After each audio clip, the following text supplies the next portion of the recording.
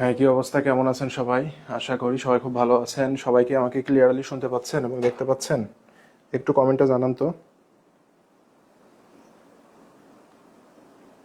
সবাইকে আমাকে ক্লিয়ারলি শুনতে এবং দেখতে পাচ্ছেন?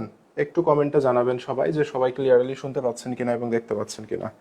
সব কিছু ক্লিয়ার আছে কিনা একটু আমাকে কমেন্ট করে জানান সবাই।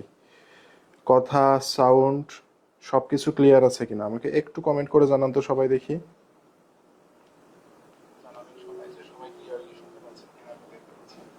আচ্ছা, সবকিছু ক্লিয়ার আছে ভাইয়া? একটু বলেন তো। হ্যাঁ, ওয়ালাইকুম আসসালাম। ওয়ালাইকুম আসসালাম। আশা করি সবাই খুব ভালো আছেন, সবকিছু ক্লিয়ার আছে না? আচ্ছা আচ্ছা, হ্যাঁ, ওয়ালাইকুম আসসালাম। ওকে, ভেরি গুড। ওকে, আচ্ছা, তাহলে সবকিছু যদি ক্লিয়ার থাকে তাহলে আমরা একটু পড়াশোনা শুরু করি। হ্যাঁ জি, আলহামদুলিল্লাহ আছি, ভালো আছি। হ্যাঁ, সবকিছু মিলে আছি কোনো রকম আর কি। ভালো মন্দ মিলে। দাঁড়ান একটু ক্যামেরাটা একটু সেট করে নিই ভালো মতো। আচ্ছা, ওকে। তো যাই হোক, আমরা একটু পড়াশোনা করি। আপনাদেরকে ঈদের আগে এই একটা শিট দেয়া হয়েছিল, মনে আছে? যেটার উত্তর দেয়া ছিল না, মনে আছে? ঈদের আগে যে আপনাদেরকে একটা শিট দিয়েছিলাম আমি, মনে আছে? এটা এটা কি সলভ করেছেন সবাই? আমাকে একটু বলেন তো ভাইয়া। ঈদের আগে যে আপনাদেরকে এই শিটটা দেয়া হয়েছিল, এটা কি সবাই সলভ করেছেন আপনারা? একটু আমাকে বলেন কষ্ট করে। ঈদের আগে যে শিটটা দেয়া হয়েছিল, এটা কি সলভ করা হয়েছে সবার? একটু বলেন তো দেখি। হ্যাঁ, একটু আমাকে একটু কষ্ট করে কমেন্টে বলেন সবাই যে এই শিটটা সবাই সলভ করেছেন কিনা, বলেন। হ্যাঁ, এই শিটটা কি সবাই সলভ করেছেন আপনারা? একটু বলেন আমাকে। এই শিটটা আশা করি সকলে দেখতে পাচ্ছেন। সবার কি সলভ করা হয়েছে? কই কোনো কমেন্ট দেখি না। না ঈদের চাপে ভুলে গেছেন? বলেন তো, ঈদের চাপে কি ভুলে গেছেন? আমাকে একটু বলেন কষ্ট করে, ঈদের চাপে ভুলে গেছেন নাকি? আচ্ছা, তাহলে ফুল হয়নি ভাইয়া, কেন ফুল হলো না? হুম, ফুল কেন হইল না? আচ্ছা দেখি, আজকে আমরা এটার উপরে পড়াশোনা করব এবং এই কয়দিন আমরা যা পড়াশোনা করেছি সব আবার একটু রিভিশন দেওয়ার ট্রাই করব, ঠিক আছে? দেখি, এক নম্বরে যে প্রশ্নটা এখানে বলেছে হিসাব বিজ্ঞানের প্রধান উদ্দেশ্য কোনটি, সেটা জিজ্ঞাসা করেছে, তাই না? তাহলে হিসাব বিজ্ঞানের প্রধান উদ্দেশ্য এটা তো আমরা জানি, এটা কি বলার দরকার আছে? কিছু কিছু এই শিটে সলভ করেছি, কিছু সলভ, সব হয়নি, সব হয়নি, এটা তো দুঃখজনক। তাহলে হ্যাঁ, সেকেন্ড টাইম যারা, ওদের উদ্যম থাকবে অন্যরকম। যারা আপনারা সেকেন্ড টাইমার প্রিপারেশন নিচ্ছেন, আপনাদের উদ্যম থাকবে একেবারে কেমন, অন্যরকম উদ্যম থাকবে, ঠিক আছে? একেবারে 100-এ 100, যেটা সামনে পাবো সাথে সাথে শেষ করে দেবো, পেন্ডিং বলে কিছু থাকবে না। তাহলে সেকেন্ড টাইমার হিসাবে আপনি ভালো করতে পারবেন, ঠিক আছে? তাহলে প্রধান উদ্দেশ্য কি আমরা জানি। অ্যাকাউন্টিং এর প্রধান উদ্দেশ্য কি আমরা কি জানি বলেন তো? আমরা আগ্রহী ব্যবহারকারীদের জন্য কি করে দেব, তথ্য দেয়া, তাই না? এটা আমরা সবাই জানি, আমরা এটা গত ক্লাসেও দেখেছি, এটা আমাদের কোনো সমস্যা নাই, ঠিক আছে? এটা আমরা গত ক্লাসে দেখেছি যে আগ্রহী ব্যবহারকারী যারা রয়েছে তাদেরকে তথ্য দেয়া বা তথ্য সরবরাহ করা, এটা হচ্ছে হিসাব বিজ্ঞানের প্রধান উদ্দেশ্য। এখন আমরা যদি একটু পড়াশোনা করি ভাইয়া, পরের প্রশ্নটা যদি আমরা দেখি, দেখেন এই প্রশ্নগুলো আপনাদের পরীক্ষার জন্য খুব ইম্পর্টেন্ট। 2 নাম্বার কি বলেছে, নিচের লেনদেনের কোনটি উদ্বৃত্ত পত্রের সমষ্টিকে প্রভাবিত করবে না? তাহলে এই প্রশ্নগুলো সলভ করার ওয়ে কি ভাইয়া, সেটা আমরা একটু দেখি। এই প্রশ্নগুলো সলভ করার ওয়ে কি, খুব ভালো করে দেখেন। উদ্বৃত্ত পত্রের সমষ্টিকে প্রভাবিত করবে না, অথবা আমাদের এই প্রশ্নটা বলতে পারে হিসাব সমীকরণের যে যোগফল, কি বলেছি, হিসাব সমীকরণের যোগফলকে প্রভাবিত করবে না, ঠিক আছে? হিসাব সমীকরণের যে সমষ্টি সেটাকেও প্রভাবিত করবে না, সেটাও আসতে পারে। তাহলে এটা হচ্ছে কোনটা করে না, আমরা কি জানি ভাইয়া? আমরা কি জানি যে কোনটি উদ্বৃত্ত পত্রের সমষ্টিকে প্রভাবিত করে না? আমরা এই যে যে সমীকরণ আছে না, এ সমান এল প্লাস ওই, এই সমীকরণের যদি একদিকে যে কোনো পরিবর্তন হয়, যে কোনো কয় দিকে পরিবর্তন হয় ভাইয়া? একদিকে, হয় বাম সাইডে অথবা ডান সাইডে। এই দুই সাইডের শুধুমাত্র যদি একদিকের পরিবর্তন হয়, অর্থাৎ যেটাকে আমরা কি পরিবর্তন বলি বলেন তো? একদিকের পরিবর্তনকে আমরা বলি কি পরিবর্তন? কাঠামোগত পরিবর্তন, তাই না? এই কাঠামোগত পরিবর্তন যদি হয়ে থাকে, তখনই সেটা কি করবে না, উদ্বৃত্ত পত্রের সমষ্টিকে প্রভাবিত করবে না। জানি না আমরা ভাইয়া। তাহলে আমরা দেখব যে এই যে আমাদের যে সমীকরণ, এই সমীকরণের এক পাশের পরিবর্তন কোনটা দিয়ে হচ্ছে। যেমন আমরা এ সমান এল প্লাস ওই যদি লিখি, তাহলে আমরা দেখি তো, বলেছে মালিক কর্তৃক 8,000 টাকা উত্তোলন। মালিক যদি 8,000 টাকা উত্তোলন করে, ব্যবসার সম্পদ কমে যাবে 8,000 টাকা। আর উত্তোলন কে উত্তোলন করছে? মালিক উত্তোলন করছে। মালিক উত্তোলন করলে মালিকানা সত্ত্ব কমে যাবে আমাদের 8,000 টাকা। তাহলে দেখেন তো এটি দ্বারা আমরা দেখতে পাচ্ছি দুই পাশেরই পরিবর্তন হচ্ছে। কয় পাশের পরিবর্তন? দুই পাশের পরিবর্তন। দুই পাশের পরিবর্তন হওয়া মানে সমষ্টি কি হবে? প্রভাবিত হবে। সেজন্য এটা কি হবে না? এটা উত্তর আমার হবে না।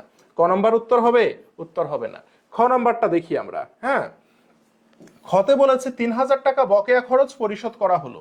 তাহলে এই যে সমীকরণ, আপনারা সব সমীকরণগুলো শিখবেন, কারণ এগুলো পরীক্ষায় বারবার আসে। বকেয়া খরচ যখন পরিশোধ করবেন অবশ্য টাকা দিয়ে পরিশোধ করবেন, সম্পদ কমবে। আর বকেয়া খরচ একটি কি হিসাব? দায় হিসাব। তার মানে আপনার দায় কমে যাবে। ভাই দেখেন তো, সমানের এই পাশেরও পরিবর্তন হচ্ছে, এই পাশেরও পরিবর্তন হচ্ছে। তার মানে এটিও আমাদের কি? দুই দিকের পরিবর্তন। দুই দিকের পরিবর্তন হলে সমষ্টি প্রভাবিত করে, সেজন্য এটা উত্তর হবে না। পরে যাই, দেনাদারের কাছ থেকে 4,000 টাকা আদায়। ভাইয়া দেনাদারের কাছ থেকে যখন আমি টাকা আদায় করব, এ সমান এল প্লাস ওইতে কি হয় বলেন তো? দেনাদার নামক সম্পদ কমে, আর কি আদায় করছি? টাকা আদায় করছি। তার মানে আমার নগদ টাকা নামক সম্পদ কি হয়? বাড়ে। তাহলে দেখেন তো এটা কয় দিকের পরিবর্তন? এটা আমাদের এক দিকের পরিবর্তন। সেজন্য আমাদের উত্তর হবে কোনটা? উত্তর হবে গ নাম্বারটা। আমরা যারা বুঝি না এই জিনিসগুলো তারা কি ক্লিয়ার হতে পেরেছি সবাই? একটু বলেন তো, আমরা কি ক্লিয়ার হতে পেরেছি না পারিনি? এটা সবাই বলেন। সবাইকে আমরা এটা বুঝতে পেরেছি? তাহলে উত্তর হবে গ নম্বর। এখন ঘ নম্বর অপশনটা নিয়ে ঝামেলা আছে। কি ঝামেলা আছে? দেখেন, ধারে 500 টাকা দ্রব্য ক্রয় করা হলো। তাহলে ধারে ক্রয় করলে আমরা কি জানি বলেন তো? এ সমান এল প্লাস ওইতে যখন আমরা ধারে ক্রয় করব তখন আমরা জানি যে আমাদের পাওনাদার বেড়ে যায়। ওকে, আর কি হলো বলেন তো? ধারে কি করেছি? ধারে আমরা ক্রয় করেছি। ক্রয় মানে খরচ, ব্যয় হিসাব। ব্যয় হইলে মালিকানা সত্ত্ব কমে যায়। তাহলে এটিও তো একদিকের পরিবর্তন ভাইয়া, তাই না? তো আপনি তো বলতে পারেন যে ভাইয়া তাহলে এটিও তো আমরা উত্তরে নিতে পারি, কিন্তু এটা উত্তর নেওয়া যাবে না। কেন? কারণ এই যে আমাদের একদিকের পরিবর্তন হলো, এটা হচ্ছে কি পদ্ধতিতে বলেন তো? এটা হচ্ছে আমাদের কি পদ্ধতিতে একদিকের পরিবর্তন হইলো? এটা হচ্ছে কালীন পদ্ধতিতে। কি পদ্ধতিতে? কালীন পদ্ধতিতে একদিকের পরিবর্তন। ওকে ভাইয়া, কিন্তু আমরা যদি এটা কাঠামোগত কালীন এবং আমরা যদি নিত্য মজুত পদ্ধতি করি, নিত্য মজুত পদ্ধতি মানে বুঝি, নিত্য মজুত পদ্ধতিতে পণ্য ক্রয় করা হলে তাকে কি হিসাবে ধরতে হয়? সম্পদ হিসাবে ধরতে হয়। তাহলে এই যে ধারে যে আমরা পণ্য ক্রয় করছি তার মানে আমার সম্পদ বেড়ে যাবে, আর আমরা যে ধারে কিনছি এই কারণে আমার দায় বেড়ে যাবে। তাহলে দেখেন তো, এই যে আমরা যখন নিত্য বা অবিরত মজুত পদ্ধতিতে এটাকে সলভ করছি তখন আমরা দেখতে পাচ্ছি এটা দুই দিকের পরিবর্তন, কিন্তু কালীন পদ্ধতিতে এটা কয় দিকের পরিবর্তন? এক দিকের পরিবর্তন। তাহলে আমার এটা উত্তর একদিকেও হতে পারে, দুই দিকেও হতে পারে। যেহেতু দুইটাই হওয়ার সম্ভাবনা আছে তাহলে আমরা এটাকে উত্তর নিতে পারবো না। কিন্তু এই যে গ নাম্বারটা আমরা দেখি, এই গ নাম্বারটা আবার চিন্তা করলে দেখেন এটা কিন্তু শুধুমাত্র একদিকেরই পরিবর্তন হবে। এটা একদিকেরই পরিবর্তন হয়, সেজন্য এটাকে আমাদেরকে কি করতে হবে? উত্তরে নিতে হবে গ। আমি কি সবাইকে বোঝাতে পেরেছি ভাইয়া? আমি কি বুঝাতে পেরেছি কেন আমাদের ঘ নাম্বারটা হলো না? আপনি তো বলতে পারেন ধারে ক্রয় করলে ভাইয়া কি হয়?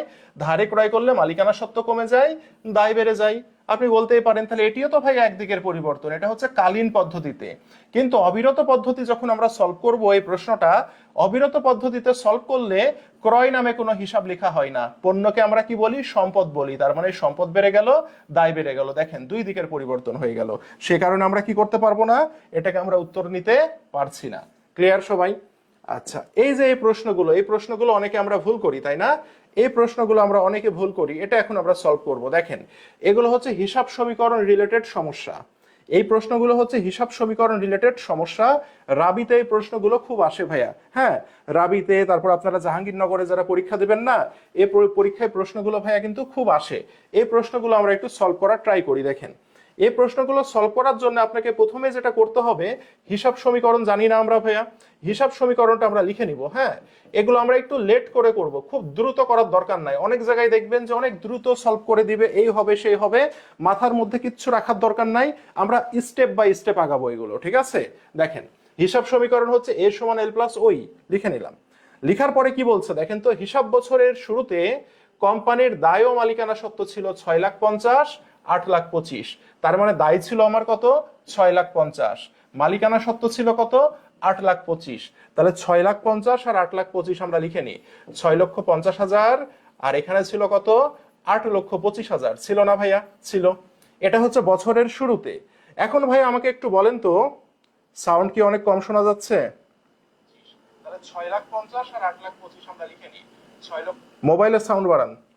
তাহলে দেখেন, এই যে দেখেন আমাদের কি দেয়া আছে, দায় দেয়া আছে তাই না, আর মালিকানা সত্ত্ব দেয়া আছে, কিন্তু সম্পদ কত বছরের শুরুতে এটা কি বলা আছে ভাইয়া? সম্পদ কত আমার এটা কি বলা আছে প্রশ্নে? প্রশ্নে কিন্তু সম্পদ কত এটা বলা নাই। তাহলে আমরা কি সম্পদ বের করে নিতে পারবো না? দেখেন, এই যে দায়ের সাথে মালিকানা সত্ত্ব যদি যোগ দিই তাহলে আমরা সম্পদ পাবো না? 14,75,000 টাকা হবে। ঠিক আছে, সম্পদের পরিমাণটা আমরা বের করে নিলাম। ক্লিয়ার এই পর্যন্ত? এই পর্যন্ত ক্লিয়ার ভাইয়া? আমরা বছরের শুরুতে শুধু দায়ের কথা বলেছে আর মালিকানা সত্ত্বের কথা বলেছে। তা আমরা কি জানি, সমীকরণে 3টা উপাদান আছে, তাহলে 2টা উপাদানের যদি মান দেয়া থাকে সম্পদের মানটা আমরা বের করে নিতে পারবো না ভাইয়া? আমরা বের করে নিতে পারবো, এইভাবে বের করে নেবেন আগে। এরপরে দেখেন কি বলছে, এরপরে বলছে উক্ত হিসাব বছরে সম্পদ বৃদ্ধি পায় 2 লাখ টাকা। ভাইয়া দেখেন তো সম্পদ ছিল কত? 14,75,000। 2 লাখ যখন বৃদ্ধি পাবে কত হবে? 16,75,000। বুঝতে পেরেছি এই পর্যন্ত? আমার মনে হয় আমরা বুঝছি। এরপরে যাই, এরপরে বলছে দায়, দায় হ্রাস পায় 1 লাখ টাকা। ভাইয়া দেখেন তো দায় আছে কত? 6,50,000। 1 লাখ হ্রাস পেলে কত হবে? 5,50,000 টাকা। হইল না ভাইয়া? হইল। এখন আপনি একটু বলেন তো ভাইয়া, এই যে মালিকানা সত্ত্বতে কত টাকা হবে? আমরা কি জানি, এই যে সম্পদ, এই সম্পদ থেকে এই দায়কে কি করে দিতে হবে? বাদ দিয়ে দিতে হবে, তাহলে আমরা মালিকানা সত্ত্ব পাবো। তাহলে এই যে সম্পদ থেকে দায়কে যখন আপনি মাইনাস করে দিবেন তখন আপনি মালিকানা সত্ত্ব কত হবে? 11,25,000 টাকা হবে না ভাইয়া? 11,25,000 টাকা হলো। হয়েছে? এ পর্যন্ত কি আমরা সবাই বুঝতে পেরেছি ভাইয়া? বলেন তো এই পর্যন্ত আমরা সবাই ক্লিয়ার কিনা? আচ্ছা, এবার আসেন, অঙ্ক কিন্তু শেষ, আর কিচ্ছু বলেনি। এখন বলেছে মালিকানা সত্ত্বে পরিবর্তন সৃষ্টিকারী কোনো লেনদেন না হয়ে থাকলে উক্ত বছরে নিট মুনাফা বা ক্ষতির পরিমাণ কত হবে। জানতে চাচ্ছে নিট মুনাফা বা নিট ক্ষতি কত হবে। তাহলে একটা জিনিস দেখি তো, নিট মুনাফা বা ক্ষতি কোথায় থাকে? মালিকানা সত্ত্বের মধ্যে থাকে। ভাইয়া মালিকানা সত্ত্বের মধ্যে কি কি থাকে বলেন তো? C plus I minus E minus D. তাহলে আমাকে জানতে চেয়েছে মুনাফা মানে ইনকাম আর ক্ষতি মানে হচ্ছে ব্যয়, এই দুইটার মান জানতে চেয়েছে। তার মানে এটি কার মধ্যে আছে? এটা মালিকানা সত্ত্বের মধ্যে আছে। তাহলে দেখেন তো বছরের প্রথমে মালিকানা সত্ত্ব ছিল কত? বছরের প্রথমে আপনার মালিকানা সত্ত্ব ছিল 8,25,000। বছর শেষে কত হইল? 11,25,000। ভাইয়া মালিকানা সত্ত্ব বেড়েছে না কমেছে বলেন তো? মালিকানা সত্ত্ব বেড়েছে, 8,25,000 থেকে 11,25,000 হয়েছে। তার মানে কত বৃদ্ধি পেয়েছে? ভাইয়া 3 লক্ষ টাকা বৃদ্ধি পেয়েছে না? কত বৃদ্ধি পেয়েছে? 3 লক্ষ টাকা বৃদ্ধি পেয়েছে। দ্যাট মিনস এই 3 লক্ষ টাকাই হবে আপনার কি বলেন তো? নিট লাভ। 3 লক্ষ টাকা কি হবে? নিট লাভ। কেন? কারণ মালিকানা সত্ত্ব বৃদ্ধি পেলে কি হয়? লাভ হয়। আর যদি মালিকানা সত্ত্ব কমে যেত তাহলে কি হতো? মালিকানা সত্ত্ব কমে গেলে ক্ষতি হইতো। সাপোজ যদি ঘটনা এমন হইতো যে বছরের শুরুতে মালিকানা সত্ত্ব ছিল 10 লক্ষ, বছরের শেষে হয়ে গেল 7 লক্ষ, তাহলে দেখেন তো ভাইয়া মালিকানা সত্ত্ব বাড়লো না কমলো? ভাইয়া মালিকানা সত্ত্ব কমলো, কত? 3 লাখ টাকা কমেছে। তখন আমরা এটাকে আমরা কি বলতাম? তখন এটাকে আমরা বলতাম নিট ক্ষতি। আমরা কি সবাই বুঝতে পেরেছি ভাইয়া? আমরা কি সবাই বুঝতে পেরেছি বলেন তো ভাইয়া? আমরা কি সবাই বুঝতে পেরেছি একটু বলেন তো? আমরা কি সকলে বুঝতে পেরেছি? তাহলে মালিকানা সত্ত্ব যে বাড়লো, দেখেন মালিকানা সত্ত্ব যে বাড়লো, কেন বাড়লো? কারণ নিট লাভ হয়েছে। ঠিক আছে, এখান থেকে এমসিকিউতে 2টা প্রশ্ন আসে। গতদিন আমি বলেছিলাম মালিকানা সত্ত্ব বাড়ে 2টি কারণে, একটি হচ্ছে মূলধনের কারণে, একটি হচ্ছে আয়ের কারণে। মালিকানা সত্ত্ব কমে 2টি কারণে, একটি হচ্ছে ব্যয়ের কারণে আর একটা হচ্ছে উত্তোলনের কারণে। মনে থাকবে সবার? সবার মনে থাকবে ভাইয়া? স্টেপ বাই স্টেপ আমরা একটু সলভ করার ট্রাই করব, ঠিক আছে? আমরা একটু স্টেপ বাই স্টেপ ক্লিয়ার করা সলভ করব। ক্লাসের বাইরে অতিরিক্ত কথা যাতে না হয়। হ্যাঁ, ক্লাসের বাইরে আমরা অতিরিক্ত কথাবার্তা বলবো না ভাইয়া, ঠিক আছে? ক্লাসের বাইরে আমরা অতিরিক্ত কথাবার্তা বলবো না, ওকে? আচ্ছা, এখন এই হচ্ছে আমার ঘটনা, ঠিক আছে? আপনাদেরকে আমি একটু রিকোয়েস্ট করব যে আপনারা একটু স্টেপ বাই স্টেপ এইভাবে প্রশ্নগুলো সলভ করবেন। হ্যাঁ, অনেকে শর্টকাট দেখাবে, 10 সেকেন্ডে সলভ করার ওয়ে দেখাবে, এগুলো করবেন না। এগুলো করলে কি হবে? প্রশ্নের উত্তর ভুল হওয়ার সম্ভাবনা আছে, ঠিক আছে? এগুলো করলে প্রশ্নের উত্তর ভুল হওয়ার সম্ভাবনা আছে। আমি একটা নিয়ম শিখাইলাম না, আমার একটা জিনিস মনে রাখবেন, আমি যদি একটা নিয়ম শিখাই ওই একটা নিয়ম দিয়ে হিসাব সমীকরণের সব কিছু আমরা সলভ করে ফেলতে পারবো, ঠিক আছে? 1000টা নিয়ম লাগবে না। এই কারণে অ্যাকাউন্টিংটা সহজ, বোঝা গেছে? এই কারণে অ্যাকাউন্টিংটা সহজ, ওকে? আমরা পরে আরো প্রশ্ন পাবো, আমরা দেখবো পরে। পরে দেখেন, এই যে দেখেন এই প্রশ্নটা বিগত সালের প্রশ্ন, কেন সলভ করতে হয় তার ওয়ে হচ্ছে, দেখেন এই যে প্রশ্নটা দেখছেন না, এই প্রশ্নটা ভাইয়া বলেন তো হুবহু এবার গুচ্ছ ভর্তি পরীক্ষায় এসেছিল না? এই প্রশ্নটা এবার গুচ্ছ ভর্তি পরীক্ষায় কি হুবহু এসেছিল না বলেন তো? দেখেন তো এই প্রশ্নটা এই কারণে বলি যে বিগত সালের প্রশ্নগুলো মোস্ট ইম্পর্টেন্ট। এই বছরে আপনার 95% প্রশ্নই বিগত সাল থেকে আসছে, বুঝতে পেরেছেন?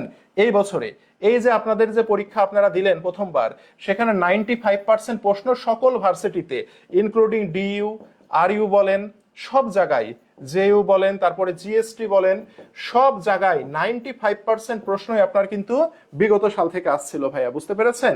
তো বিগত সালের প্রশ্ন পড়তে হবে ভালো করে, তাহলে অন্য কনসেপ্ট ক্লিয়ার হবে। দেখেন, XYZ কোম্পানি 1 লাখ টাকা ঋণ পরিশোধের জন্য শেয়ার ইস্যু করলো। ভাইয়া খুব ভালো করে বুঝেন, আপনারা এগুলো দেখলে মাথা খারাপ হয়ে যায়। ভালো করে বুঝেন কি করেছি দেখেন তো। ঋণ পরিশোধ করেছি। ঋণ পরিশোধ মানে কি? দায় না? ঋণ পরিশোধ করলে কি হয়? দায় কি হয়ে যায়? দায় হ্রাস হয়ে যায়, তাই না ভাইয়া? ঋণ পরিশোধ করলে কি হয়? ঋণ পরিশোধ করলে আমাদের কি হয় ভাইয়া? ঋণ পরিশোধ করলে আমাদের দায় হ্রাস হয়ে যায়। তাহলে দায় হ্রাস হয়ে গেল।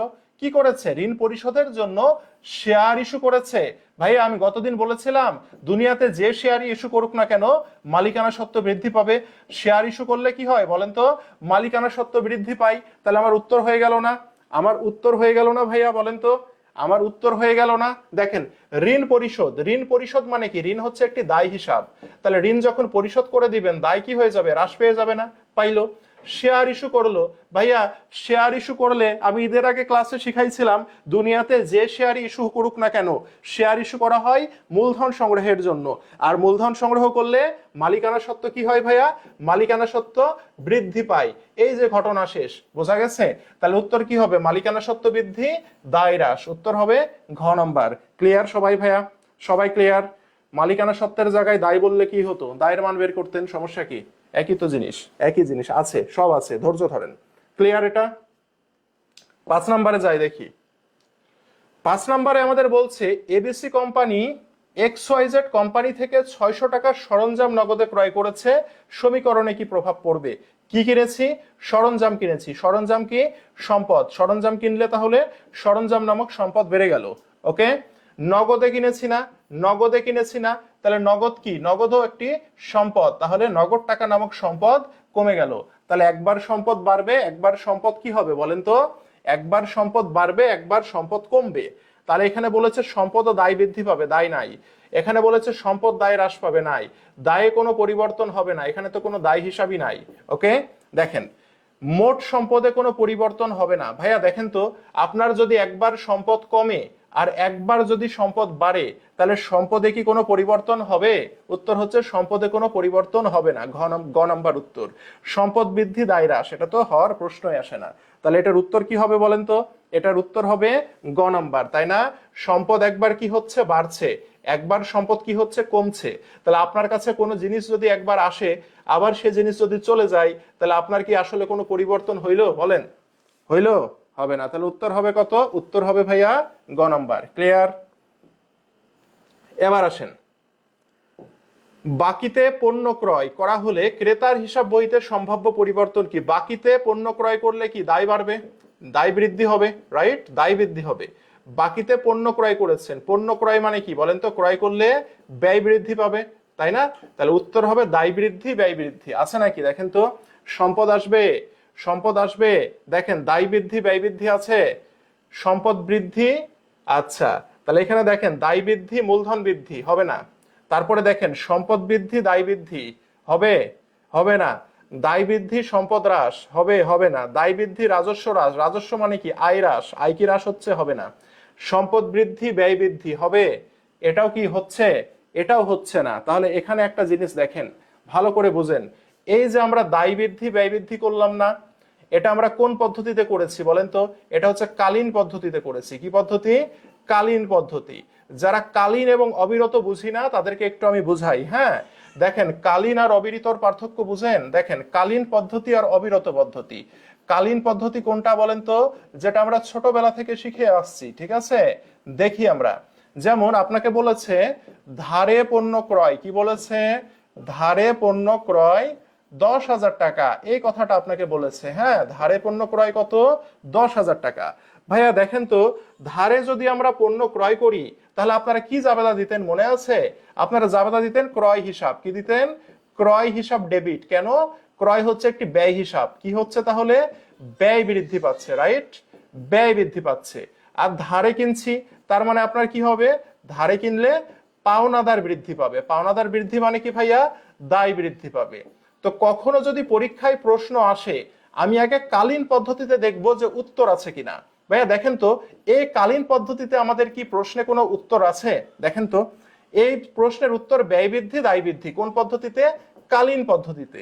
ভাইয়া দেখেন তো, কালীন পদ্ধতিতে কি উত্তর আছে দায় বৃদ্ধি ব্যয় বৃদ্ধি? আছে কি কালীন পদ্ধতিতে উত্তর দায় বৃদ্ধি ব্যয় বৃদ্ধি? আছে? নাই। তাহলে কালীন পদ্ধতিতে যদি আমরা উত্তর না পাই, এবার আমাদেরকে যাইতে হবে নিত্য বা অবিরত পদ্ধতিতে। নিত্য বা কি পদ্ধতি?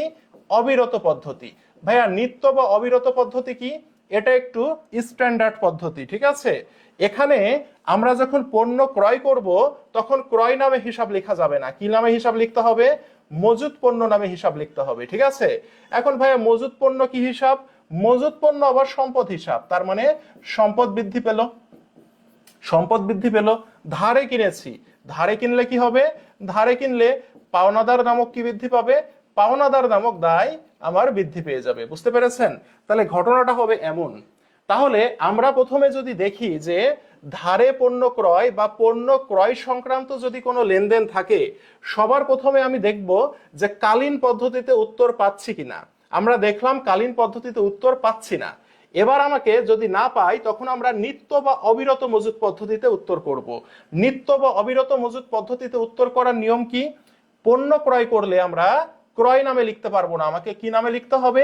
মজুত পণ্য নামে লিখতে হবে। আর আমরা সবাই জানি মজুত পণ্য একটি সম্পদ হিসাব। তাহলে এখানে উত্তর কি হচ্ছে?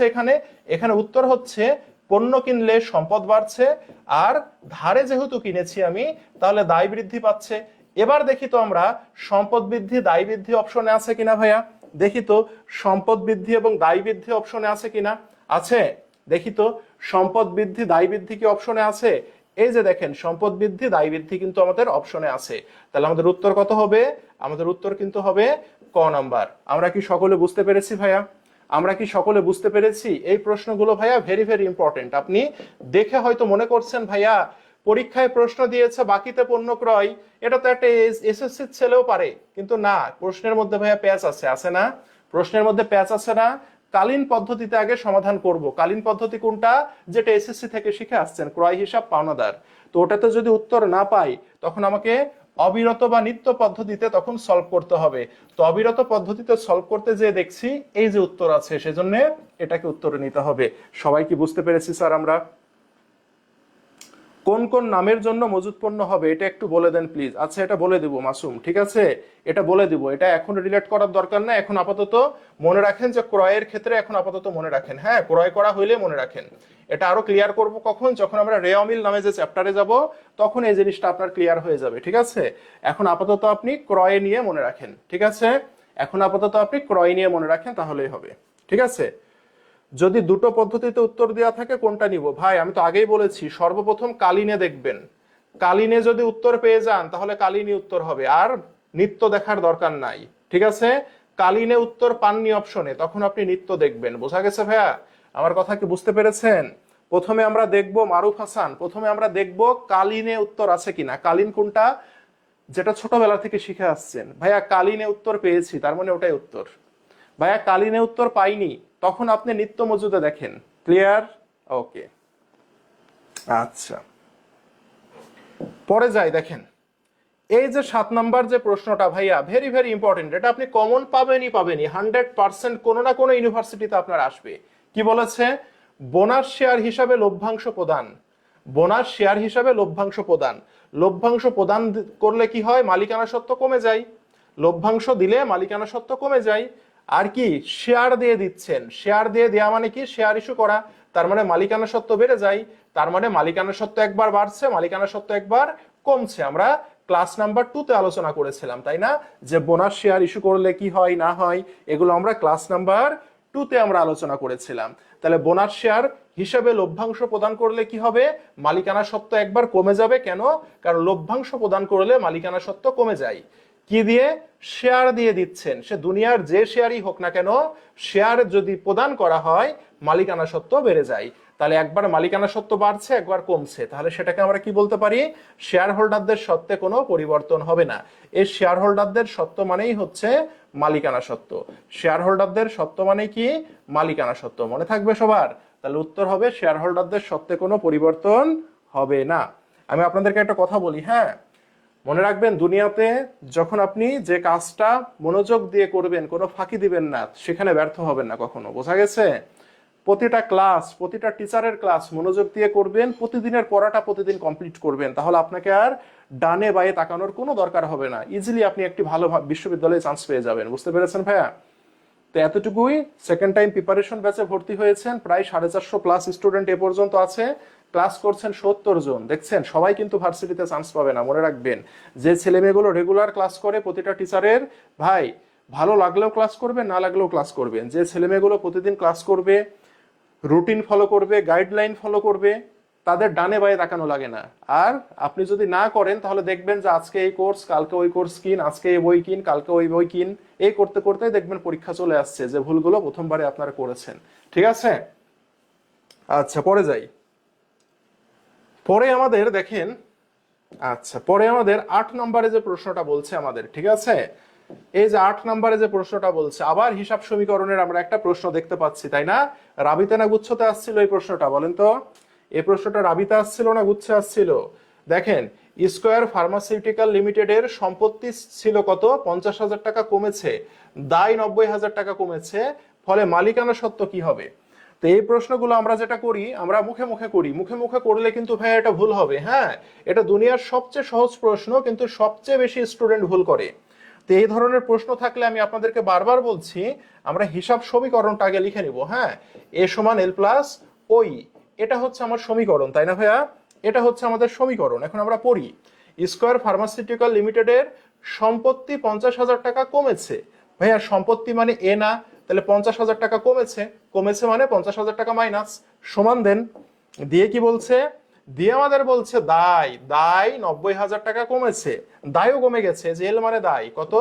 90,000 টাকা কমেছে। এখন জিজ্ঞাসা করছে মালিকানা সত্ত্বের পরিমাণ কত, তাহলে মালিকানা সত্ত্বকে রেখে দিই।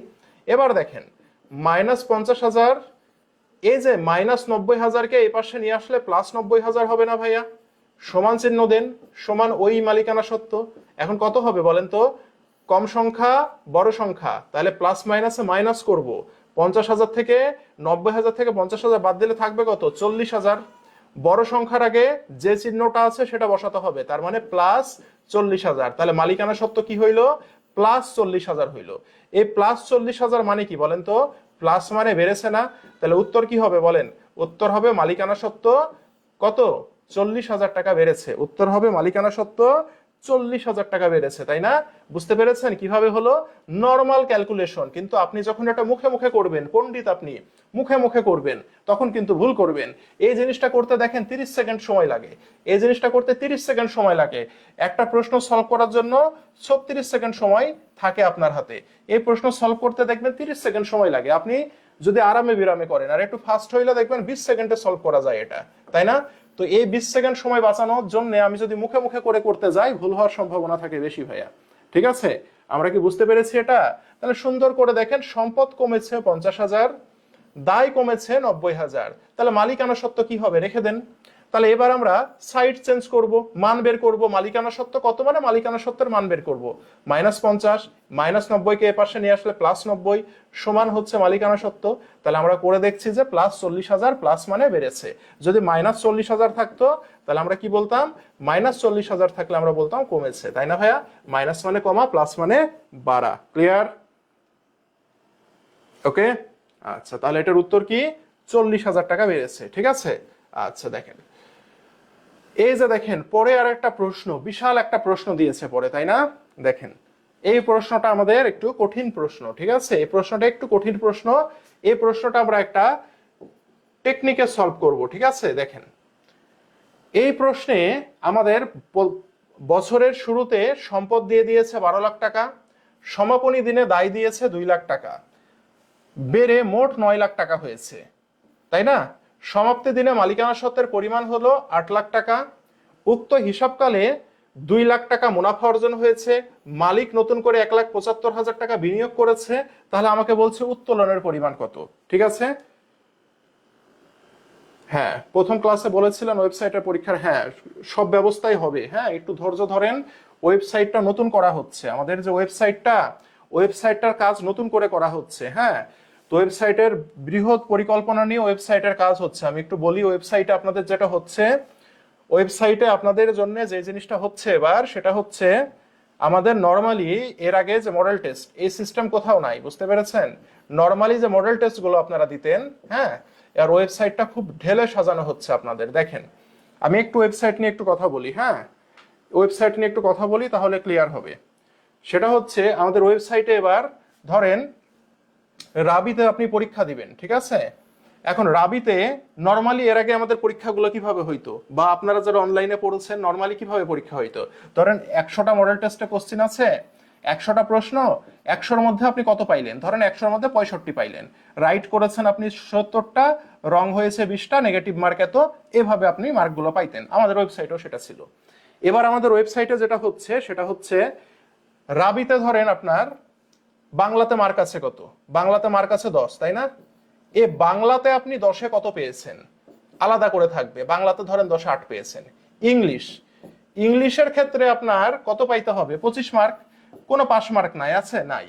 কিন্তু 25-এর মধ্যে আপনি যদি 10 পান তাহলে আইবিএ এলিজেবল হয়, তাই না? যেভাবে লেখা থাকে।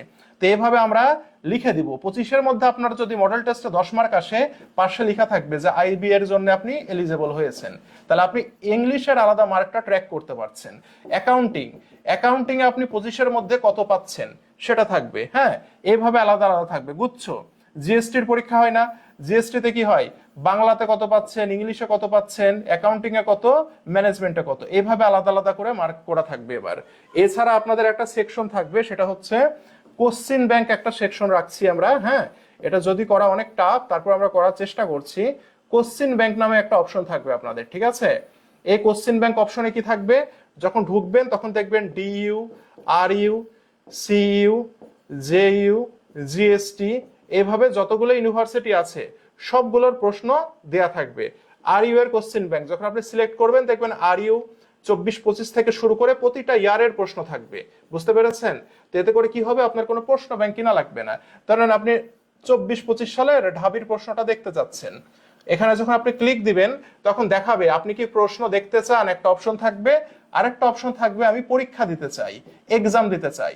যখন আপনি এক্সামে ক্লিক করবেন, এই ঢাবির এই বছরের প্রশ্নের উপরে আপনি ডিরেক্ট অনলাইনে টেস্ট দিতে পারবেন। আর যদি দেখতে চাই ক্লিক করেন, তাহলে ঢাবির সম্পূর্ণ প্রশ্নটা আপনাদের প্রশ্ন ব্যাংক হিসাবে আপনার কাছে প্রশ্ন এবং উত্তর সহ চলে আসবে এইভাবে। তো এই ইয়াগুলো আমরা করছি, বুঝতে পেরেছেন? স্যার এগুলো তো জানি। হ্যাঁ হ্যাঁ, ওয়েবসাইটের লিংক দিব, ওই জায়গাতে সব থাকবে, ঠিক আছে? আচ্ছা, তো ওয়েবসাইটটা নতুন করে একটু সাজানো হচ্ছে, যার কারণে একটু ইয়া হচ্ছে। ভোকাবুলারি দিতে চেয়েছিলাম, তাই না? আচ্ছা, ভোকাবুলারিটা দেওয়ার ট্রাই করছি, সমস্যা নেই। হ্যাঁ, তো এইভাবে হচ্ছে এবার সবকিছু সাজানো হচ্ছে, একটু সময় লাগবে।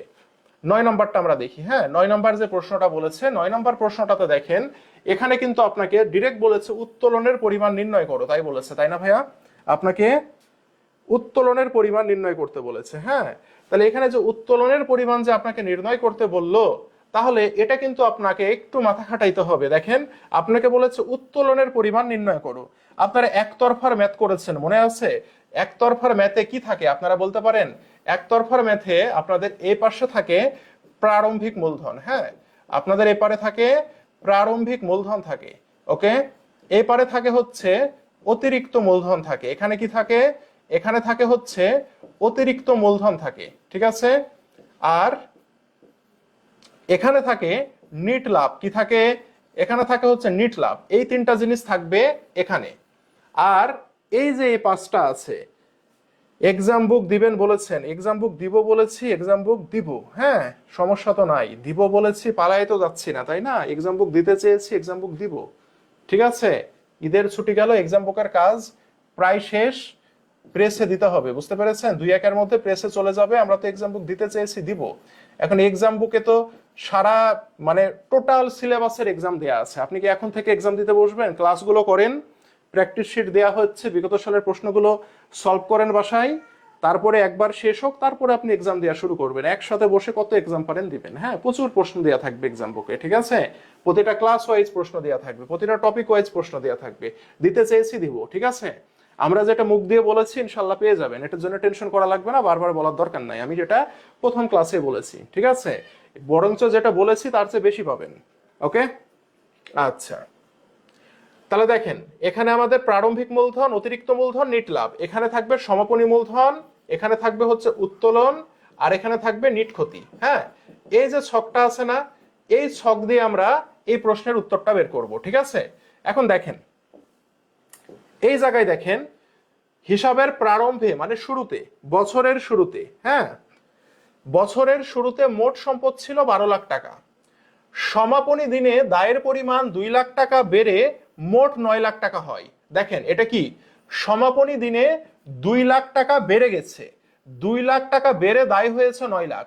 তাহলে আমাকে একটু কষ্ট করে বলেন তো, সমাপনী দিনে যদি 2 লাখ টাকা বেড়ে দায় যদি 9 লাখ টাকা হয়, তাহলে প্রারম্ভিক দিনে দায় কত ছিল? আমাকে একটু বলেন তো ভাইয়া, কষ্ট করে ভালো করে পড়েন। দেখেন, সমাপনী দিনে দায়ের পরিমাণ 2 লাখ টাকা বেড়ে 9 লাখ টাকা হয়েছে।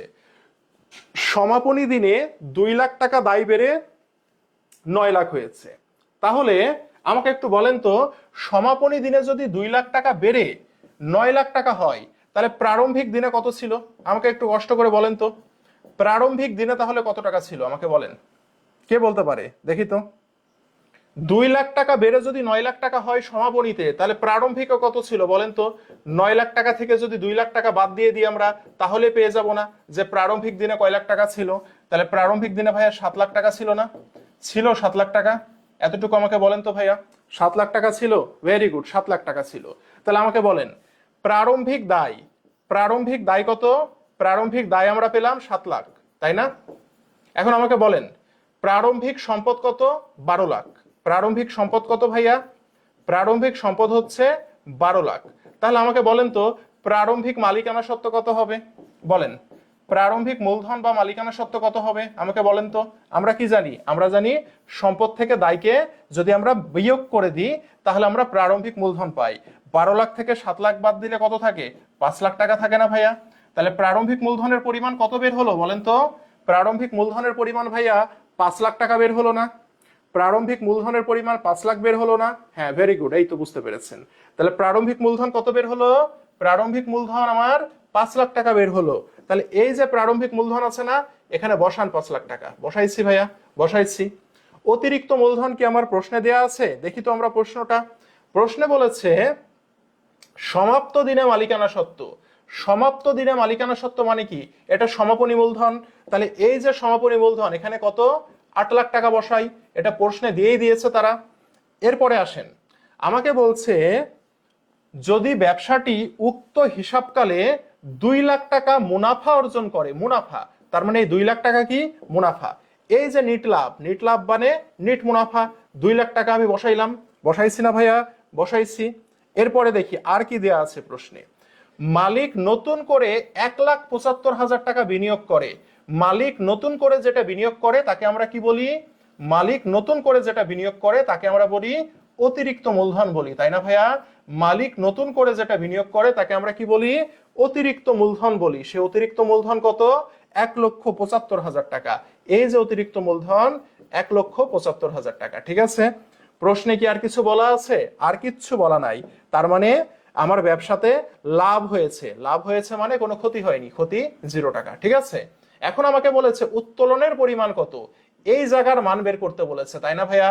যদি এই জায়গার মান বের করতে বলে, এই পাশের মান যদি বের করতে বলে, তাহলে এটার বিপরীত পাশকে আমি যোগ করব। এটা যোগ করি তো কত আসে? 5 আর 2 7, আর একে 8,75,000 টাকা আসে, তাই না ভাইয়া? এবার এই 8,75,000 টাকা থেকে এই পাশে যে মানটা রয়েছে কত? 8 লাখ টাকা আছে, তাই না? এই 8 লাখ টাকাকে বাদ দিয়ে দিব। তাহলে 8,75,000 থেকে 8 লাখকে যখন আমি বাদ দিব, থাকবে কত? 75,000 টাকা থাকবে। এই 75,000 টাকা আমি এখানে বসিয়ে দিব। তাহলে উত্তোলনের পরিমাণ কত ভাইয়া? উত্তোলনের পরিমাণ আমার 75,000 টাকা।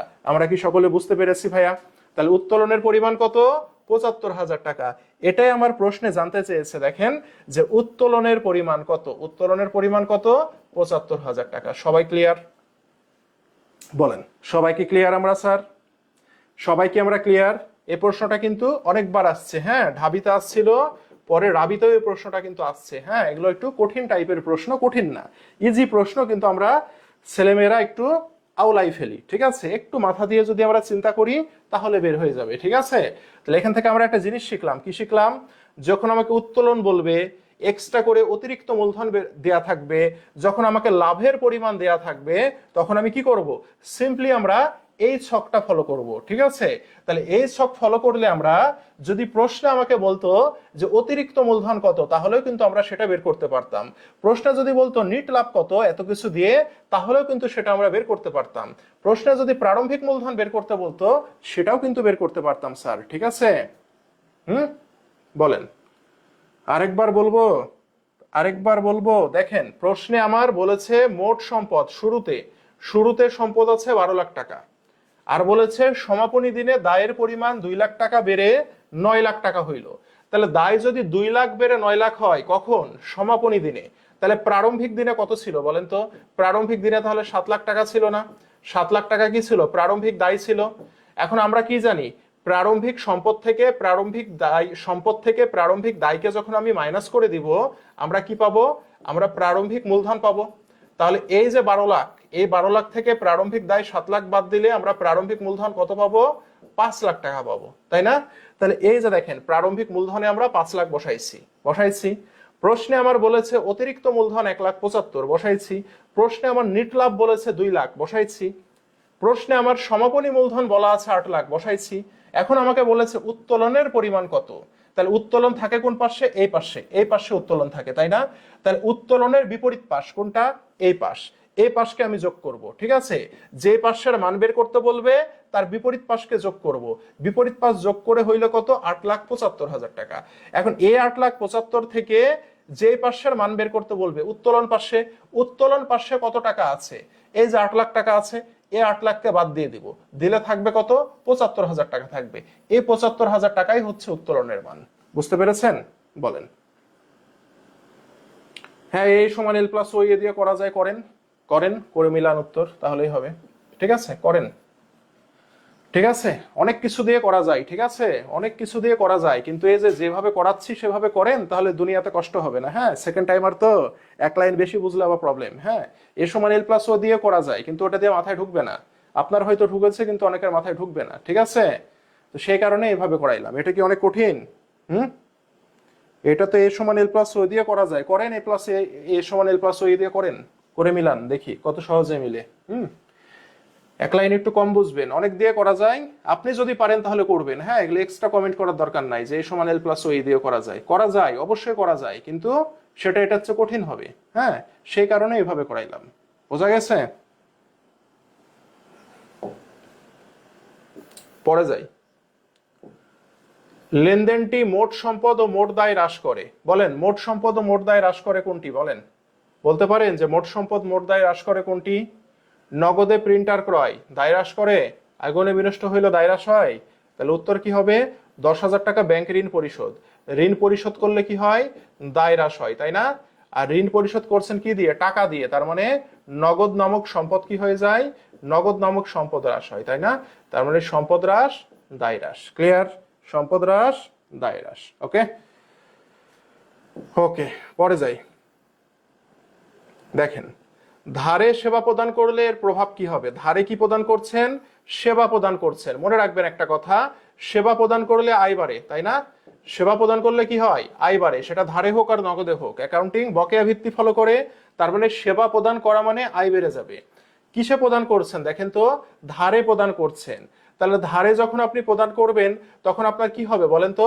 প্রাপ্য হিসাব বেড়ে যাবে। ধারে প্রদান করলে কি হবে? প্রাপ্য হিসাব বৃদ্ধি হবে, তাই না? তার মানে আমাদের আয় বাড়বে আর প্রাপ্য হিসাব বাড়বে। নগদ কি আসবে? নগদ তো আসবে না। নগদ আসবে? আসবে না। প্রদেয় বিল আসবে? আসবে না। মালিকের পুঁজি কমে? না, পুঁজি কমে না। কেন? আয় বাড়ছে। আয় বাড়লে কি হয় বলেন তো? আয় যদি বাড়ে, তার মানে মালিকানা সত্ত্ব বাড়ে, তাই না? আয় বাড়লে কি মালিকানা সত্ত্ব বাড়ে না ভাইয়া? মনে আছে? ওই সমান কি? ওই সমান মানে মূলধন প্লাস আয়। তার মানে আয় যখন বাড়ছে, মালিকানা সত্ত্ব বাড়ছে।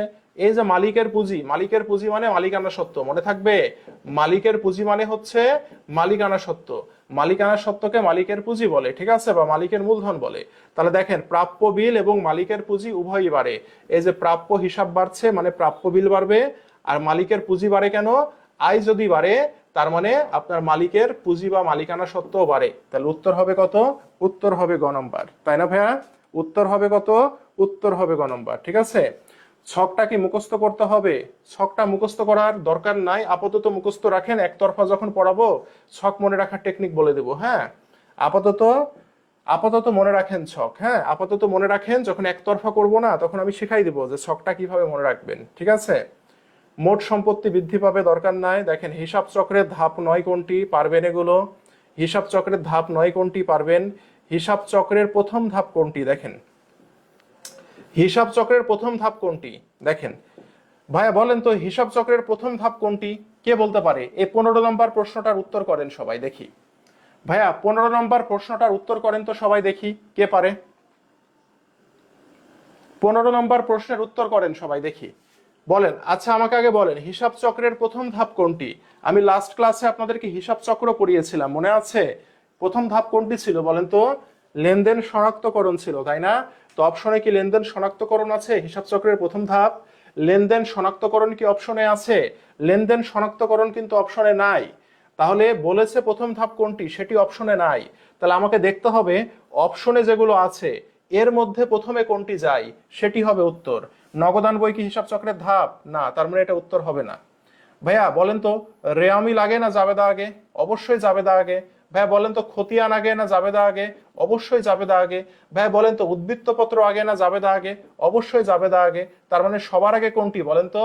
সবার আগে জাবেদা, সেজন্য উত্তর নিতে হবে কোনটি? উত্তর নিতে হবে জাবেদা। আমি কি বোঝাতে পেরেছি ভাইয়া? উত্তর নিতে হবে কোনটা? উত্তর নিতে হবে জাবেদা। Very good. এই যে দেখেন এই প্রশ্ন অলরেডি আমরা সলভ করেছি না? সম্পদ কি হয়েছে? 70,000 টাকা কমেছে, দায় 1 লাখ টাকা কমেছে, তাহলে মালিকানা সত্ত্ব কত হবে? এটা কিন্তু অলরেডি আমরা সলভ করেছি একটু আগে, এ সমান এল প্লাস ওই এ দিয়ে, তাই না? আচ্ছা, মোট সম্পদ ও মোট দায় উভয়ই হ্রাস করে। সম্পদ ও দায় হ্রাস করে কোনটি বলেন তো? ব্যাংক ঋণ পরিশোধ করলে, যেটা অলরেডি আমরা দেখেছি। পরে বলছে 5 লাখ টাকা 5,000 টাকা নগদ লভ্যাংশ ঘোষণা করা হলে কি প্রভাব পড়বে?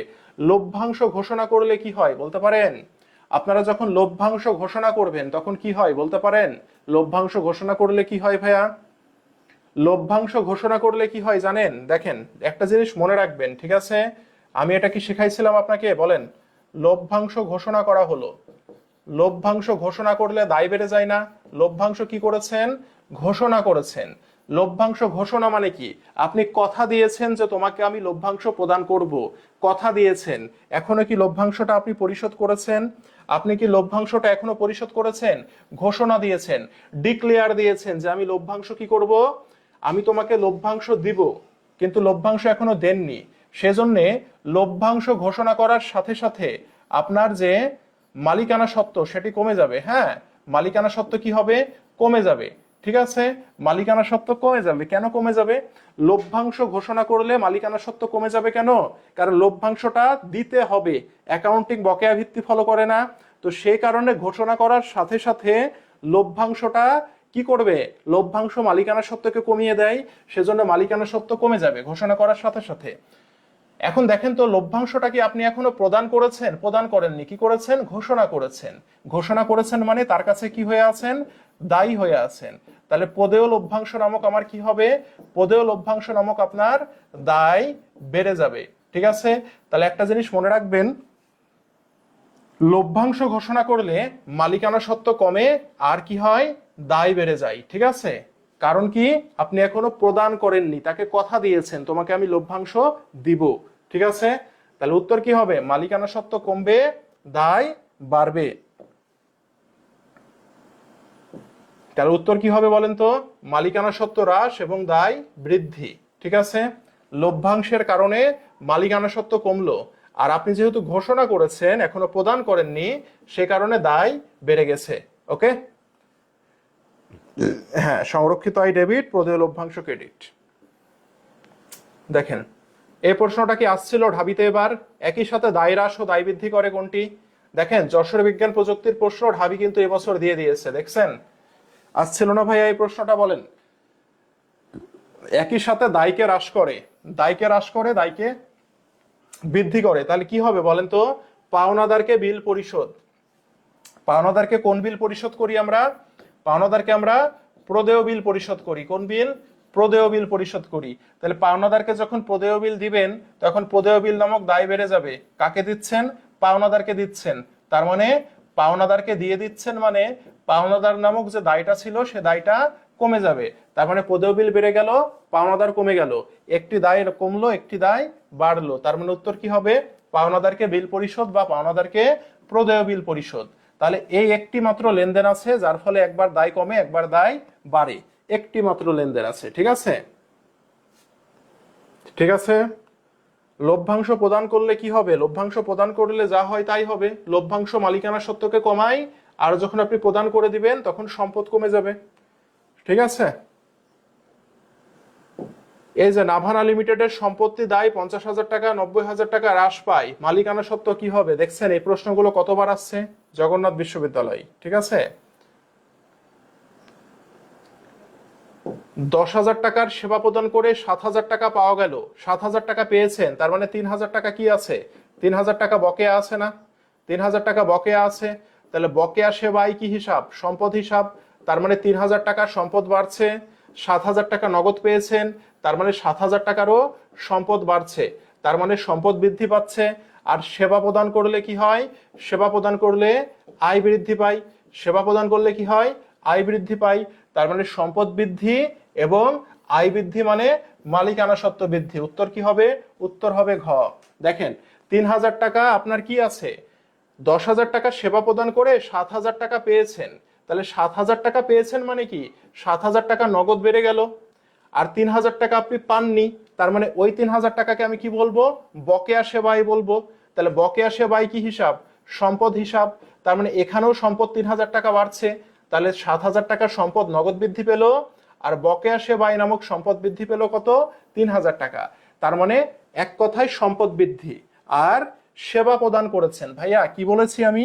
সেবা প্রদান করলে আয় বেড়ে যায়, আর আয় বাড়লে কি হবে? মালিকানা সত্ত্ব বাড়বে। তার মানে সম্পদ বৃদ্ধি, মালিকানা সত্ত্ব বৃদ্ধি। উত্তর হবে ঘ নম্বর। ঠিক আছে। দেখেন পরে যাই। এই প্রশ্নে আপনাকে বলেছে বছর শেষে মালিকানা সত্ত্ব কত হবে। ঠিক আছে। দেখেন এখানে এক্সট্রা করে আয় কত, অতিরিক্ত মূলধন কত, নিট আয় কত, উত্তোলন কত, কিচ্ছু বলেনি। জাস্ট আপনাকে বছরের শুরুতে সম্পদ দায় দিয়েছে, বছরের শেষে সম্পদ দায় দিয়েছে, আপনাকে বলেছে বছর শেষে মালিকানা সত্ত্ব কত হবে। তাহলে এই প্রশ্নগুলো আমরা ইজিলি বের করতে পারবো কিভাবে? আমরা সমীকরণটা লিখে নিব, এ সমান এল প্লাস ওই, এইভাবে আমরা সমীকরণটা লিখে নিব। লিখলাম। লিখার পরে দেখেন কি বলছে? প্রারম্ভিক সম্পদ ও দায় ছিল 8 লাখ টাকা ও 5 লাখ টাকা। তাহলে সম্পদ আর দায় দিয়ে দিয়েছে। সম্পদে ছিল 8 লাখ টাকা আর দায় ছিল কত? 5 লাখ টাকা। তাহলে ভাই বলেন তো, সম্পদ আর দায়ের মান দিয়ে দিয়েছে, মালিকানা সত্ত্বের মানটা বের করে নিতে হবে না? কিভাবে বের করব? সম্পদ থেকে দায় বাদ দিয়ে দিব।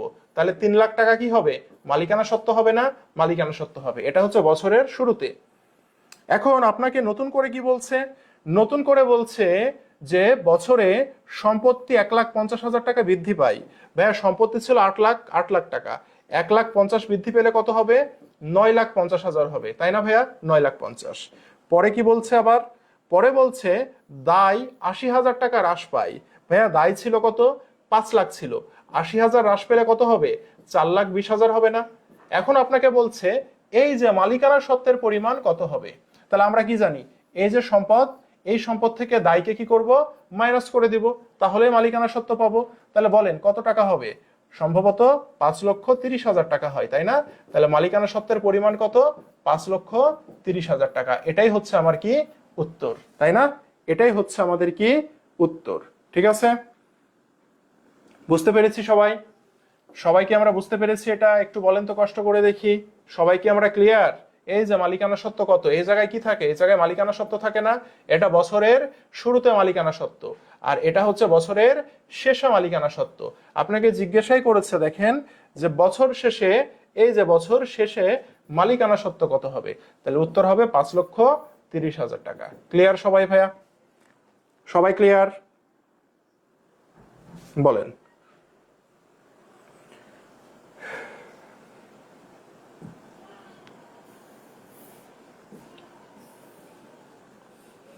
কয়টা আছে টোটাল? 36টা, তাই না? আচ্ছা দেখি, দেখেন কমিশন অগ্রিম পাওয়া গেল, তাই না? কমিশন পাচ্ছেন মানে কমিশনটা হচ্ছে একটি আয় হিসাব, তাই না? কমিশন কি হিসাব? আয় হিসাব।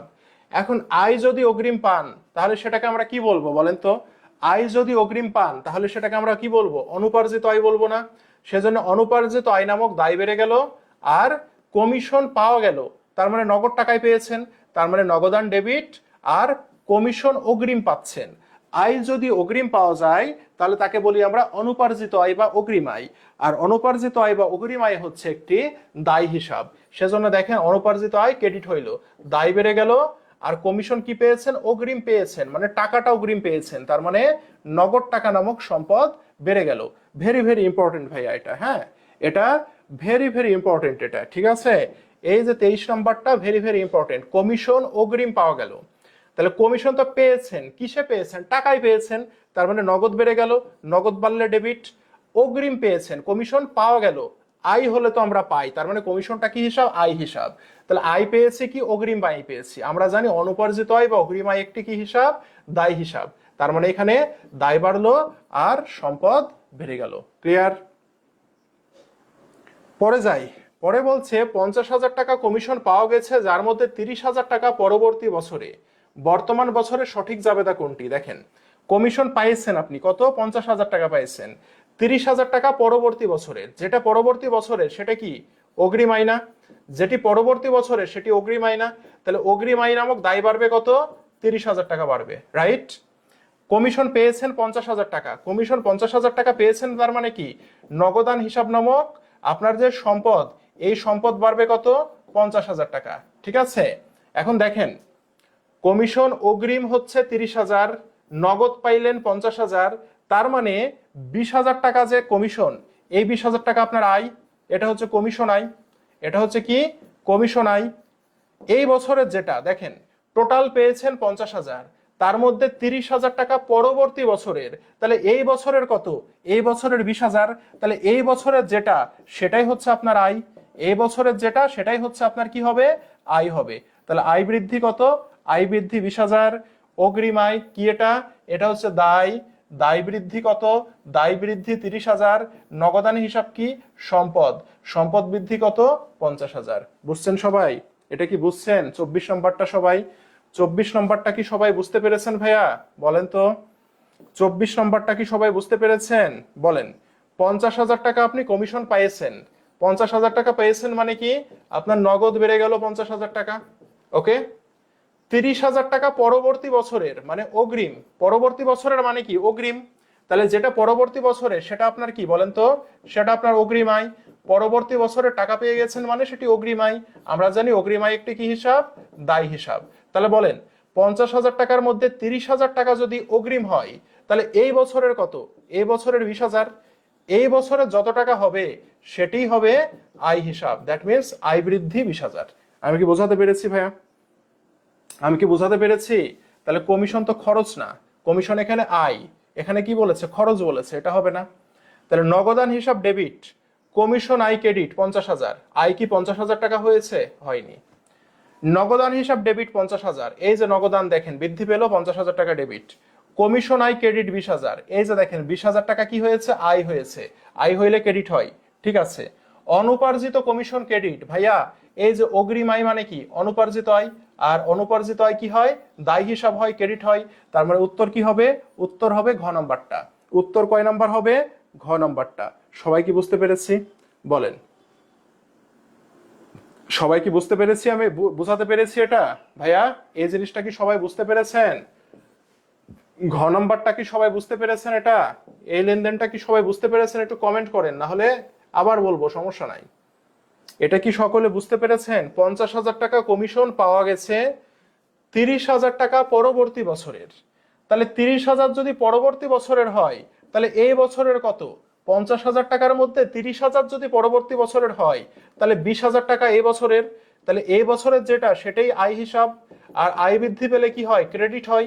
হইল 50,000 টাকা পাওয়া গেছে, দ্যাট মিনস এই 50,000 টাকা কি আমার, এই 50,000 টাকা নগদান হিসাব, তাহলে নগদ পাওয়া গেলে কি হয়, ডেবিট হয়, নগদান হিসাব ডেবিট। আর এই 30,000 টাকা কি পরবর্তী বছরের, যেটা পরবর্তী বছরে সেটাকে আমরা কি বলি, অগ্রিম বলি না, অর্থাৎ অনুপার্জিত। অগ্রিম মানে কি, অগ্রিম মানে অনুপার্জিত আয়। তাহলে অনুপার্জিত আয় কি হিসাব, দায় হিসাব। দায় বৃদ্ধি পেলে কি হয়, দায় বৃদ্ধি পেলে ক্রেডিট হয়। এই যে শেষ হয়ে গেল, বুঝতে পেরেছেন? এই আর কি। হ্যাঁ, আরো একবার না, আরো 3বার বলে দিয়েছি, ঠিক আছে? তাহলে একটু বুঝে বুঝে এগুলো সলভ করতে হবে, এগুলো কঠিন লেনদেন।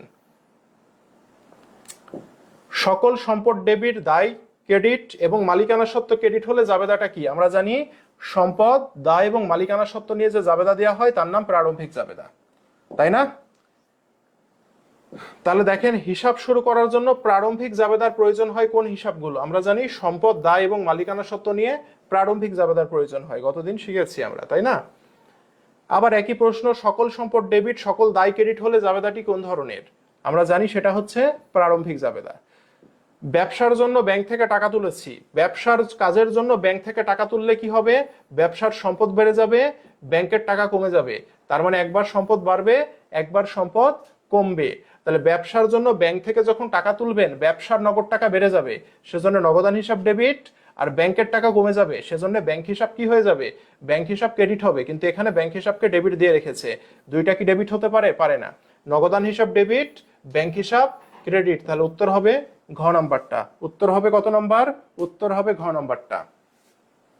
দেখেন, যদি বাকিতে বিক্রিত পণ্য ক্রেতার নিকট ফেরত আসে, সাধারণত যে বইতে লিখব, দেখেন বিক্রিত পণ্য ফেরত মানে কি, বিক্রয় ফেরত। ভাইয়া বলেন তো, বিক্রয় ফেরতকে কোন বইতে লিখি আমরা? বিক্রয় ফেরতকে আমরা ক্রেডিট নোটে লিখি, তাই না? বিক্রয় ফেরতকে কোথায় লিখি? ক্রেডিট নোটের সাহায্যে বিক্রয় ফেরত লেখা হয়। তাহলে এটার উত্তর কি হবে? এটা হবে বিক্রয় ফেরত বইতে লেখা হয়। অপশনে কি বিক্রয় ফেরত আছে? অপশনে বিক্রয় ফেরত নাই। তাহলে বিক্রিত পণ্য ফেরত আসলে আমরা বিক্রয় ফেরত বইতে লিখব ক্রেডিট নোটের সাহায্যে। কিন্তু এখানে উত্তরে কি নাই? উত্তরে বিক্রয় ফেরত বই নাই। তাহলে উত্তরে যদি বিক্রয় ফেরত না থাকে, তাহলে উত্তর করতে হবে কোনটা? সাধারণ জাবেদা উত্তর করতে হবে, তাই না? গতদিন কি আমরা পড়েছিলাম এটা? বলেন সবাই। তাহলে উত্তর করতে হবে সাধারণ জাবেদা। এখানে বলছে হাসানের নিকট থেকে ঋণ গ্রহণ। হাসানের কাছ থেকে যখন আপনি ঋণ নেবেন, তখন আপনার কি হবে? নগদ টাকা বাড়বে। আপনার কি হবে? নগদ টাকা বাড়বে। সেজন্য নগদান হিসাব কি হবে? নগদান হিসাব ডেবিট হবে। কিন্তু এখানে ক্রেডিট দিয়ে রেখেছে, হবে না। এখানে নগদান ডেবিট, কিন্তু প্রদেয় বিল ক্রেডিট হবে না, প্রদেয় বিল তো ক্রেডিট হবে না। তাহলে কি হবে ভাইয়া? নগদ টাকা বাড়বে আর ঋণ ক্রেডিট হবে, এটা হবে না। দেখেন, একটা জিনিস মনে রাখবেন, যদি কোনো ব্যক্তির নাম লেখা থাকে, তার কাছ থেকে যদি ঋণ নেন, তাহলে তার হিসাবকে ক্রেডিট করতে হবে, নগদান হিসাব ডেবিট হবে। ঋণটা নিচ্ছেন কার কাছ থেকে? হাসানের কাছ থেকে। সেজন্য হাসান হিসাবকে কি করতে হবে? ক্রেডিট করতে হবে। বুঝতে পেরেছেন? তাহলে নগদান হিসাব ডেবিট, ঋণটা নিচ্ছেন হাসানের কাছ থেকে, সেজন্য হাসান হিসাবকে কি করতে হবে? ক্রেডিট করতে হবে। ক্লিয়ার সবাই? এই জিনিসটা কি বুঝতে পেরেছেন? 30-এর এটা হবে না, 30-এর এটা হবে না। 30-এর তো নগদান ক্রেডিট হবে কখনো? নগদান কখনো ক্রেডিট হবে না। বুঝতে পেরেছেন? এখানে হাসানের ঋণ ডেবিট হবে, হাসানের ঋণও ডেবিট হবে না। কারণ যার কাছ থেকে আপনি ঋণ নিচ্ছেন সে তো আপনার দায়, সেটা তো আপনার দায় বৃদ্ধি হবে। দায় বৃদ্ধি হলে কি কখনো ডেবিট হয়? হয় না। তাহলে কি হবে? আপনি ঋণ যখন গ্রহণ করবেন, নগদান ডেবিট হবে, নগদ টাকা বেড়ে যাবে। আর ঋণটা নিচ্ছেন হাসানের কাছ থেকে, সেজন্য হাসানের ঋণকে কি করতে হবে? ক্রেডিট করতে হবে। বুঝতে পেরেছেন এটা? ওকে। শরীফের কাছ থেকে বাকিতে আসবাবপত্র কিনছেন, তাই না? শরীফের কাছ থেকে বাকিতে আসবাবপত্র ক্রয়। দেখেন, এখানে শরীফ একটি ব্যক্তি, তাই না? বাকিতে কি কিনছেন আপনি? বাকিতে ক্রয় করছেন, আসবাবপত্র কিনছেন। তার মানে বাকিতে কি কিনছেন? বাকিতে আপনি সম্পদ কিনছেন। ভাইয়া এটার উত্তর কি হবে বলেন তো দেখি? বাকিতে যখন আপনি সম্পদ কিনবেন, তখন আপনাকে কি করতে হবে জানেন? বাকিতে সম্পদ কিনলে আপনাকে যেটা করতে হবে সেটা হচ্ছে, আপনাকে এই যে আসবাবপত্র হিসাব এবং বিক্রেতা হিসাব নামে একটি হিসাব আসবে, ঠিক আছে? আপনি যখন বাকিতে সম্পদ কিনবেন, তখন কিন্তু আপনি পাওনাদার হিসাব লিখতে পারবেন না, বা প্রদেয় হিসাব লিখতে পারবেন না, ঠিক আছে? এই পাওনাদার বা প্রদেয় হিসাব আমি কখন লিখতে পারবো? যখন আমি বাকিতে পণ্য ক্রয় করব। কি ক্রয় করব? পণ্য ক্রয়। এখানে আপনি কি কিনছেন? এখানে আপনি কিনছেন সম্পদ কিনছেন। বাকিতে যখন সম্পদ কিনবেন তখন আপনার ওই সম্পদের নামে হিসাব হবে আর ওই সম্পদের বিক্রেতার নামে হিসাব হবে, মনে থাকবে? তাহলে এটার উত্তর হবে এটা। সবাই কি বুঝছি? তাহলে পাওনাদার নামে হিসাবে এই জিনিসটা অনেকে ভুল করবে, এই জিনিসটা অনেকে আসবাবপত্র হিসাব আর পাওনাদার হিসাব বলবে, কিন্তু না। বাকিতে যখন আপনি কি সম্পদ কিনবেন, যখন বাকিতে, তখন আপনাকে ওই সম্পদের বিক্রেতা হিসাব অথবা অনেক সময় অপশনে থাকে সরবরাহকারী। বিক্রেতার আরেকটা নাম কি? সরবরাহকারী, যে আমাকে সরবরাহ করে। ঠিক আছে, তাহলে উত্তর হবে এটা। ঠিক আছে ভাইয়া? দেখেন, মেশিন সংস্থাপনের জন্য মজুরি প্রদান করছেন, তাই না? মেশিন সংস্থাপনের জন্য মজুরি খরচ ডেবিট করতে হবে কাকে? ডেবিট করতে হবে ভাইয়া এই যন্ত্রপাতিকে ডেবিট করতে হবে। কেন? কারণ মেশিন সংস্থাপনের জন্য মজুরি খরচ দিচ্ছেন, স্থায়ী সম্পদের সাথে জড়িত যে খরচ, তার জন্য ওই সম্পদকে ডেবিট করতে হয়, তাই না? এই হচ্ছে বিষয়। পরে যাই, গ্রাহকের নিকট থেকে বিলের স্বীকৃতি পেলে আমরা লিখব কোন বইতে? প্রাপ্য বিলে। আর স্বীকৃতি দিলে কি বলেছি? স্বীকৃতি দিলে আমরা লিখব প্রদেয় বিল বইতে। ঠিক আছে, তাহলে স্বীকৃতি পাইলে প্রাপ্য বিল আর স্বীকৃতি দিলে প্রদেয় বিল। হিসাব প্রক্রিয়ায় জাবেদা কোন কাজটি করে? জাবেদা কাজ করে লিপিবদ্ধকরণের কাজ করে, তাই না? জাবেদা করে লিপিবদ্ধনের কাজ। সংক্ষিপ্তকরণ করে কে? সংক্ষিপ্তকরণের কাজ করে রেওয়ামিল। সংক্ষিপ্তকরণের কাজ করে কে? রেওয়ামিল করে। আর শ্রেণীবদ্ধকরণের কাজ করে কে? শ্রেণীবদ্ধকরণের কাজ করে হচ্ছে খতিয়ান। এগুলো মনে রাখতে হবে, হ্যাঁ। রাবিতে প্রশ্নগুলো খুব আসে ভাইয়া। জাবেদা মানে লিপিবদ্ধকরণ, সংক্ষিপ্তকরণ মানে রেওয়ামিল, আর শ্রেণীবদ্ধকরণ মানে খতিয়ান। মনে থাকবে? আচ্ছা বাইরে, তুমি মসজিদে যেতে যেতে ক্লাস করছো না কিসে ক্লাস করছো, এগুলো বলার দরকার কি? এগুলো হ্যাঁ, সাইফুর রহমান সাইফ, পাগলামো করা যাবে না, ঠিক আছে? পরে যাই, 35 নম্বর। দেখেন, এই প্রশ্নটা হুবহু ঢাবিতে আসছিল না এবার? এই প্রশ্নটা কি হুবহু ঢাবিতে আসছিল না? হুবহু ঢাবিতে আসছে। দেখেন, 750 টাকার পণ্য 10/2 মানে 2/10 মানে 10 দিনের মধ্যে পরিশোধ করলে 2% বাট্টা পাবেন। N30 মানে কি 30 দিনের মধ্যে পরিশোধ করতে হবে। এই শর্তে আপনি 13 তারিখে বাকিতে বিক্রি করেছেন, 16 তারিখে 50 টাকার পণ্য ফেরত আসছে, তাহলে 750 থেকে 50 টাকার পণ্য ফেরত আসলো, তাহলে এখন আপনার পাবেন কত টাকা? 700 টাকা পাবেন, তাই না? জুনের 23 তারিখের সম্পূর্ণ প্রাপ্তি সাপেক্ষে কত প্রাপ্তি হয়েছিল? দেখেন, 13 তারিখে বিক্রি করেছেন, 23 তারিখে আপনি টাকা পেয়ে গেছেন, তার মানে কি 10 দিনের মধ্যে না? 13 আর 10 23, 10 দিনের মধ্যে। তাহলে 10 দিনের মধ্যে হলে কি হবে? এই টাকার উপরে 2% বাট্টা কি হবে? বাট্টা মঞ্জুর করতে হবে। তাহলে 700 টাকা 2% মানে কত?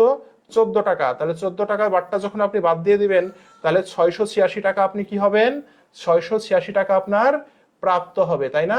তাহলে উত্তর হবে 686 টাকা। সকলে বুঝতে পেরেছি ভাইয়া?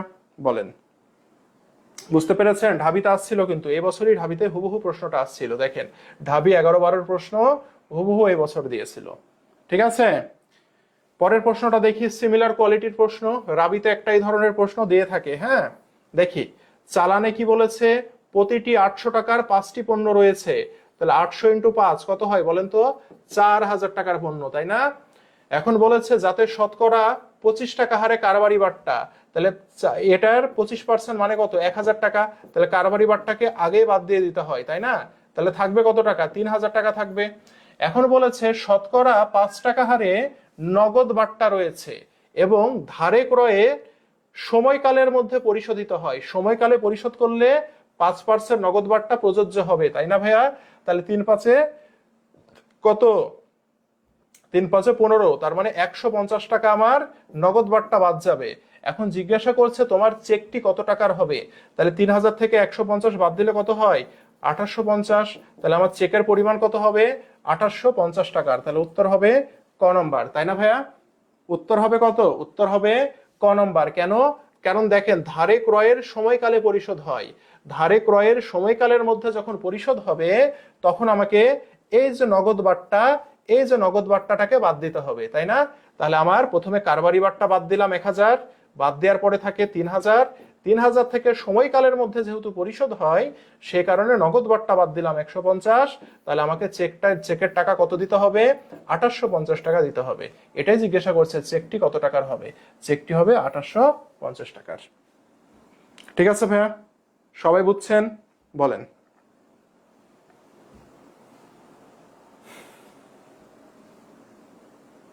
সবাই বুঝতে পেরেছেন ভাইয়া? সবাই বুঝতে পেরেছেন? 800 টাকার 5টি পণ্য রয়েছে, তাহলে আপনার টোটাল কত টাকার পণ্য? 4000 টাকার পণ্য। 4000 টাকার পণ্য, শতকরা 25 টাকা কারবারি বাট্টা। শতকরা 25 টাকা মানে 25%। এখন 4000 টাকার 25% মানে কি? 25% মানে আমরা জানি 1/4, তাই না ভাইয়া? তাহলে এই যে কাটাকাটি করেন, 4000 কে 4000, তাহলে এই যে 1000 টাকা, 1000 টাকা কারবারি বাট্টা, এই যে 1000 টাকা কারবারি বাট্টা বাদ দিলাম 3000। নগদ বাট্টা কত বলেছে? নগদ বাট্টা বলেছে 5%। 3000 টাকার 5% হয় 150 টাকা। তাহলে 3000 থেকে 150 বাদ দিলে 2850 টাকা চেক হবে। ঠিক আছে, ওকে। তাহলে এই যে প্রশ্নগুলো, হ্যাঁ এই প্রশ্নগুলো থেকে অনেকগুলো প্রশ্ন কমন পাবেন, কিন্তু দুঃখজনক ঈদের মধ্যে পড়া দিয়েছি, আপনারা একটা বান্দাও সম্পূর্ণ শেষ করেননি। তো সলভ করে দিলাম। এরপরে আপনাদের যা যা প্রবলেম ছিল আশা করি সলভ হয়েছে, প্লাস এগুলো আপনারা একটু বাসায় সলভ করবেন এই প্রশ্নগুলো। ঠিক আছে, আগামী দিনে আমরা একটা নতুন চ্যাপ্টার শুরু করব। ওকে, নতুন চ্যাপ্টার শুরু করব, টেলিগ্রাম গ্রুপে এগুলো দেয়া আছে সবকিছু। ঠিক আছে, যারা পাননি টেলিগ্রাম গ্রুপ থেকে সংগ্রহ করে নিয়ে শীটটা সলভ করবেন সবাই। ওকে, আর রেগুলার হন, সবাই রেগুলার ক্লাস করেন, রেগুলারিটি মেনটেন করেন, রেগুলার পড়াশোনা করেন, দেখবেন যে একটা ভালো ফলাফল আসবে ইনশাল্লাহ। ঠিক আছে, তো সবাই ভালো থাকেন, আজকে এখানে শেষ করলাম। হ্যাঁ, আল্লাহ হাফেজ, সোমবারে আবার দেখা হবে সেম টাইম।